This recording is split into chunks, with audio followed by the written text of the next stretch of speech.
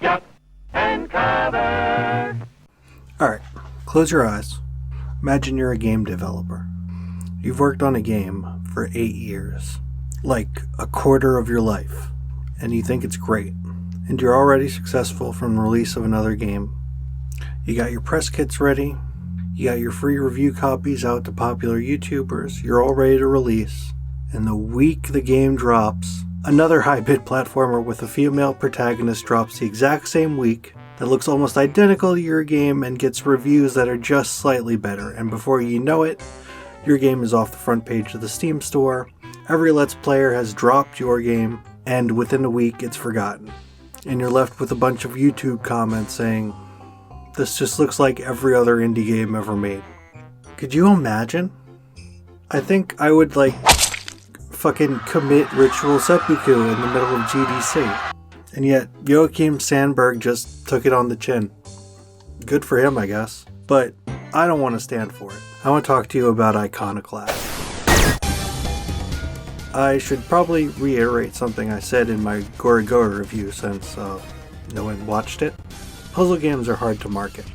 They involve a lot of abstract concepts that basically can't be described by genre. Every puzzle game's mechanics is unique in a way that every first-person shooter's mechanics aren't.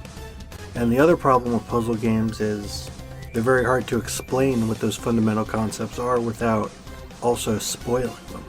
And Iconoclasts, also like Fez and Gorigoa, suffers from a large part of its power coming from a twist that sort of happens halfway through the game. And so, it's a game that's uniquely hard to keep people interested in. And I've spent the last 2 weeks watching Let's Players start and then give up on this game. And, I can't blame people for dismissing it at first. It really does just kind of look like every other game. It's pixel art, it's cutesy, it's a platformer. It's an oversaturated market. I want to try and sell you on this thing anyway, but I don't think I can do it without spoiling it. So, here you go. Spoilers. So you play through this game for the first few hours and it's exactly what you would expect of a cutesy high-bit retro platformer. And then halfway through, this happens to the main character's brother.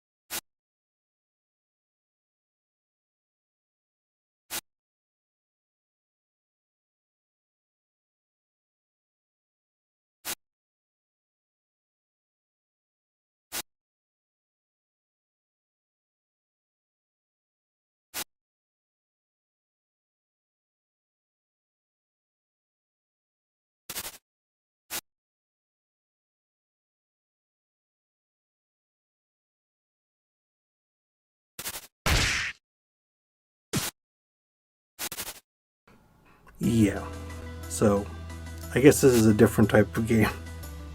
There's a lot of confusion about what type of game Iconoclasts is. What people have mostly compared it to is Metroid.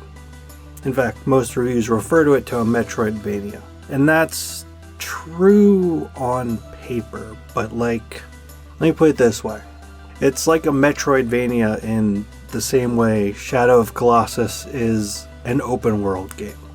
In fact, if I had to choose a game it has the most similarities to, I would choose Shadow of the Colossus. It's nominally open world, but you're going to go through that world in a fairly linear way. And there are no gameplay elements integrated into exploration. If you explore, it's mostly for your sake or for a few little power-ups here and there. Essentially, like Shadow of the Colossus, it's more a game where you have quiet moments of exploration and story, and the meat of the gameplay is in boss fights, which are more action-y puzzles than they are platforming challenges. And also, like Shadow of the Colossus, the plot raises a bunch of questions, and in the end, instead of any of them getting answered, you just get left with way more questions. And, well, I guess you can't be surprised that frustrates a lot of people. In fact, you'll see in bad reviews of the games a lot of complaints about philosophical rants that go nowhere.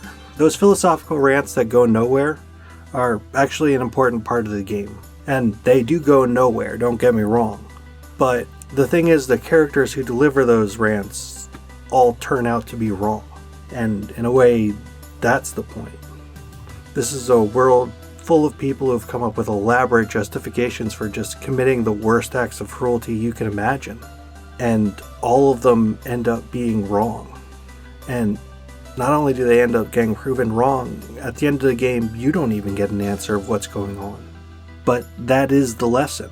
If you just settle on a hard belief and use it to justify doing anything you want, the end result is going to be a bunch of pointless cruelty, and you're never going to get an answer. And maybe that's not the most satisfying narrative thread you can think of, but I don't know, I do think it's a lesson worth imparting in people. Especially in a genre full of Manichean battles of good against evil. But I think there's another reason people don't like this game, which is that it has a happy ending that it doesn't really earn. Because, like I said, you don't understand what happened. Yet, somehow, by beating the last boss, you save the world. I think I would change that if I were the developer. But, you know, maybe he had his reasons. But look, I mean, that's one problem. That's not something you don't check out a game for. And this is a game I finished like 2 weeks ago, maybe 3 weeks ago, and I'm still thinking about it.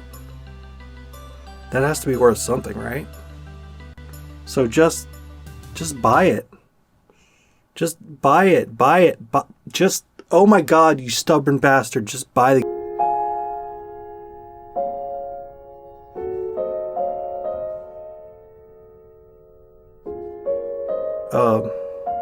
This was my first attempt at just writing an outline with a few words on it and then trying to speak extemporaneously. It's been a frustrating thing with other videos, like that Stefan Molyneux video. I worked on that for weeks, and literally as I was working on it, like, he just kept putting out video after video, and I found a respect for him and just how much volume he could produce in such a short time, and I have to assume that's because he just has this great talent for speaking extemporaneously, even if it is mostly a bunch of horseshit. It's horseshit that persuades people in the direction he wants to persuade them. That's still a talent. So, I don't know, maybe I can improve myself by practicing this. I think I have 2 fans, so maybe they'll tell me if this works out. Thanks for listening, or watching.